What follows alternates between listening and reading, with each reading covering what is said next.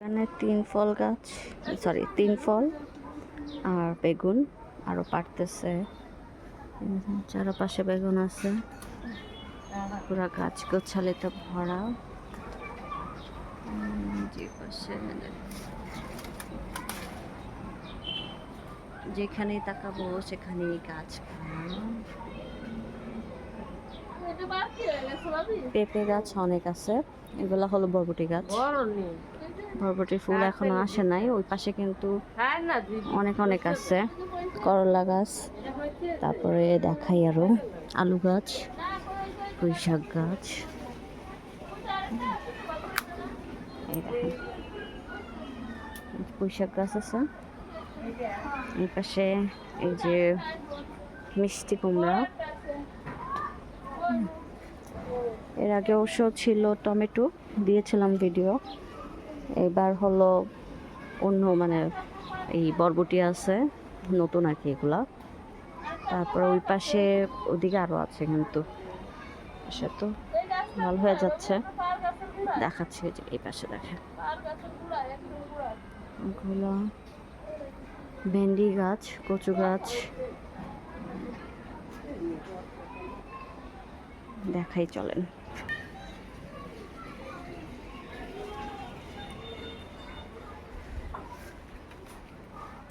পাশে মরিচ গাছও আছে, আর বেশি বেশি পেঁপে গাছ লাগানো হয়েছে।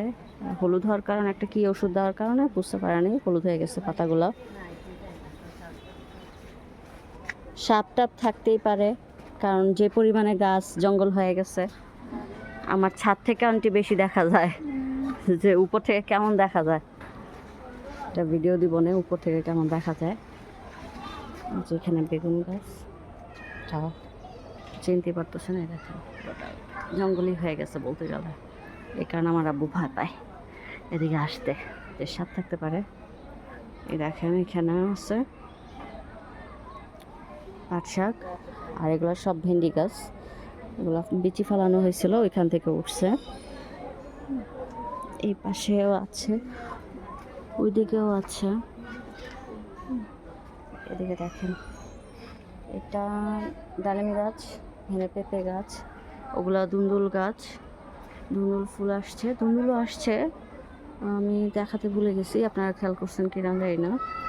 দেখাচ্ছি, ওয়েট, ধুন্দুল দেখাচ্ছি কোথায় জানি। এই দেখেন ধুন্দুল, মাশাআল্লাহ দিলে সুন্দরই লাগতেছে।